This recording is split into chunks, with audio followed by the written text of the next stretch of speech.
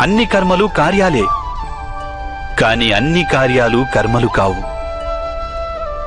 కర్మ అనే కార్యమేమిటంటే దానికి ఫలితం అనే ఆశ తోడై ఉంటుంది. మనిషి ఎప్పుడూ సుఖానికై, సంపదకై, ప్రశంసకై ఆశించి కనుక ఒక కార్యం చేస్తే వాడు ఆ కార్య ఫలితానికి బద్ధుడవుతాడు. ఎప్పుడైతే కర్మను ఫలితాన్ని ఆశించి చేస్తారో దానిని సకామ కర్మయోగం అంటారు. ఎప్పుడైతే కర్మను ఫలితాన్ని ఆశించకుండా చేస్తారో దానిని నిష్కామ కర్మయోగం అంటారు. ఈ కారణంగానే మనిషి మళ్లీ మళ్లీ జన్మించవలసి వస్తుంది. వాస్తవానికి మనిషిని ఏ కర్మ బంధించదు.